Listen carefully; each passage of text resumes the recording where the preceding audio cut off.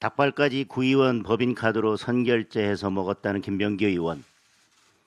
그렇게 모은 현금이 들어있다는 비밀 금고는 사라지고 없었습니다. 김경 시의원이 쓰던 태블릿과 노트북도 이미 찾을 길이 없습니다. 강선 의원은 새 전화기를 내놓고 비밀번호도 안 가르쳐줍니다. 경찰이 뭉개는 동안 진작 구속됐어야 할 범죄자들이 증거를 인멸하고 입을 맞추고 있습니다. 전재수 의원 통일교 금품수수 사건은 공소시효가 끝나가고 있습니다. 대장동 항소 포기로 고발된 정성호 법무부 장관에 대한 수사는 아예 시작도 하지 않고 있습니다. 이 정권 스스로 특검을 할 수밖에 없는 상황을 만들고 있습니다. 그런데도 더불어민주당은 악착같이 특검을 거부하고 있습니다. 김병기, 강선우, 김경, 전재수에서 끝나지 않고 얽히고 설킨 자신들의 비리가 몽땅 드러날까 봐 두려운 것입니다.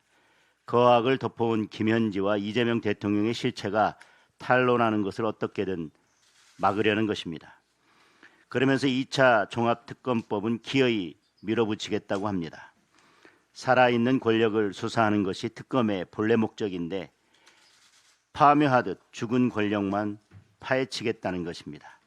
누가 봐도 선거용 특검, 정치보복 특검입니다. 더불어민주당은 지금이라도 2차 특검을 포기하고 공천뇌물, 통일교 게이트, 대장동 항소 포기, 민주당이 받아야 될 3대 특검에 대해서 답하기 바랍니다. 오물은 오래 덮어 놓을수록 더 심하게 썩을 뿐입니다. 오늘 본회의에서도 통일교 게이트 특검이나 공천 뇌물 특검에 대해서는 어떤 답도 하지 않고 민주당의 정치 특검인 2차 종합특검 법안만 올린다면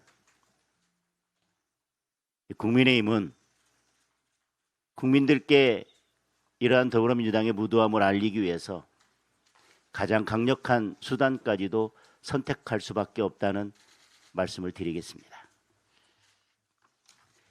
이 정권 검찰개혁의 검은 의도가 드러나고 있습니다. 이번에 정부에서 내놓은 검찰개혁 법안은 사실상 이재명 친위 수사대를 만들겠다는 것입니다. 변호사 자격만 있으면 중수청 수사사법관에 임용될 수 있도록 해서 민변, 참여연대 출신 친정권 변호사들에게 수사권을 주려고 합니다.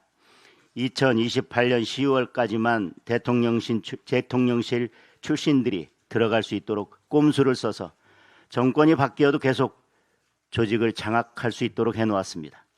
게다가 대통령이 수사사법관을 파면할 수 있도록 하고 행안부 장관에게 중수청 지휘 감독 권한을 줘서 살아있는 권력에 대한 수사를 아예 원천 봉쇄해 놓았습니다. 수사기관을 정권의 충견으로 만드는 법안입니다. 그런데 이걸로도 모자랐는지 더불어민주당 강경파는 공소청 보안 수사권까지 박탈하겠다면서 정부안을 뒤집어 엎으려 하고 있습니다.